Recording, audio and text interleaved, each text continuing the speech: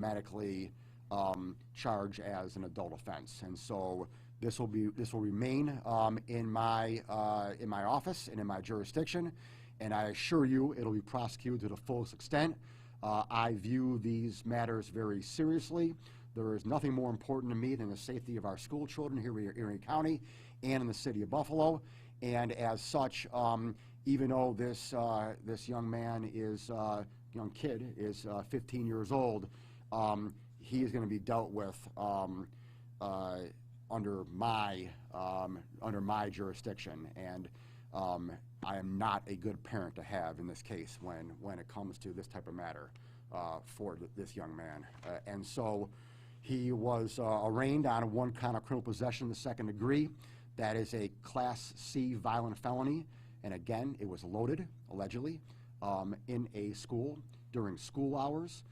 I want to commend not only the officials at Bennett High School, but the school resource officers and the Buffalo Police Department for getting on the scene quickly and getting this matter resolved quickly. And I use the word resolve in the sense that the gun was located in a backpack of another student and retrieved and held in a safe place.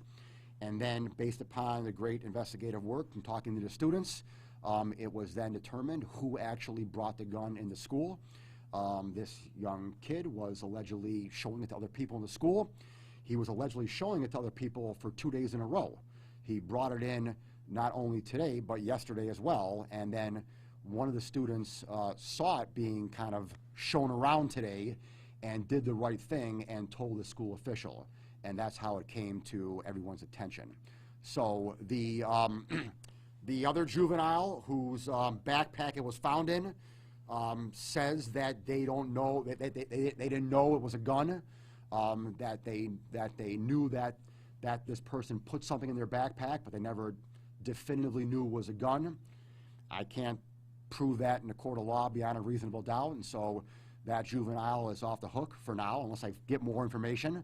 I'm not sure I necessarily believe the story, but again, whether I believe it or not is one thing. Whether or not I can prove it in a court of law is another thing. So that juvenile is off the hook, but there is one juvenile who brought the gun in the school who is not off the hook and is going to, like I said, deal with some pretty severe consequences here. I will also add that I am not happy with the security at Bennett High School. This 15-year-old kid apparently came to school late this morning. And apparently anyone at Bennett High School who comes in late is automatically supposed to be wanded for weapons. And apparently the wanding did not take place. We, the parents of every kid at Bennett High School, the city of Buffalo, and me, the DA, want to know why he was not wanted and what happened there. If he was wanted, he would have never got into school in the first place with a loaded gun. So that's a question the school district needs to ask. And, I hate to be that guy to dime him out on TV, but you know what? I just did. Any questions? If he has brought the gun to school multiple days in a row, what is his intent? Was he just trying to be cool? Yeah. I mean, I have no reason to believe that he was going to do anything with the gun other than be cool and show it around and, hey, look what I got, But, show and tell is not for guns, okay? Show and tell is for an autographed Josh Allen football, all right? Show and tell is for, check out these cool sneakers I got for Christmas, all right? That's show and tell. That's what you show your buddies in high school. Show and tell is not for a loaded gun. And therefore, I am not treating this as show and tell. And again, I've had 5 15-year-olds, okay? They're not 15 anymore, but they've come and gone from the age of 15, and I understand 15-year-olds, believe me. But you know what? I mean, I need to send a message, okay? We got too many of these instances happening across the country. We got too many of these threats coming in the schools. We got Rockport schools closing down. We got schools in the southern tier closing down. I mean, every day we get a different school that's closing down, that gets a threat. You know, I'm hearing the chatter on social media that tomorrow they're going to have a bunch, you know, we're getting intel about a lot of schools being, you know, threats being made tomorrow, okay? Well, you know what? Here's a message out there. I know about this stuff, okay? I hear about this stuff, and you know what? If I find out, or if I catch you making a threat tomorrow at any schools, well, you know what? That making a threat is a felony as well, okay? And I will keep that case as well. And I am not afraid to throw a kid in jail. Just so you know. I don't like doing it. I don't want to do it. I want to throw adults in jail, okay? But I am not afraid to throw a kid in, jail's a stronger word, in custody, okay? And you know what? Again, do I want to do it? No. But in order to send a message and in order to keep the kids in the city of Buffalo safe, I'll do it. What can be done to eradicate these types of behaviors? Accountability,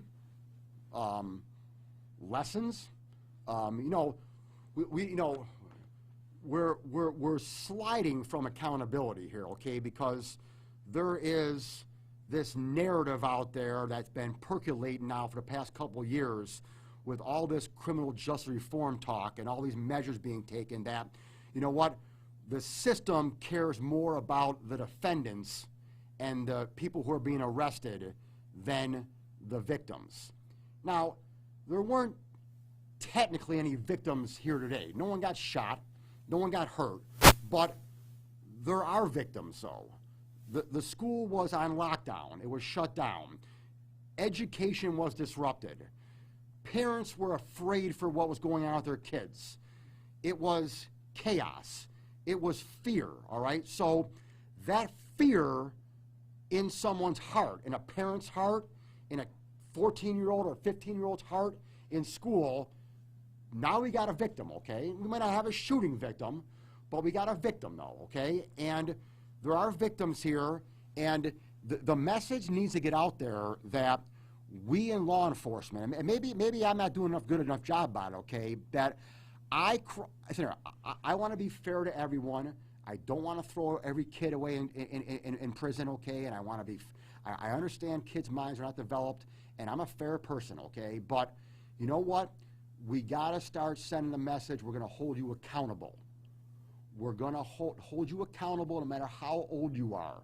I'll vary the punishment depending on your age, and the system will vary the punishment depending on your age, but you're going to be held accountable, and I view the rights of victims more than I view the rights, not constitutional rights, but rights in a general sense, of the defendants.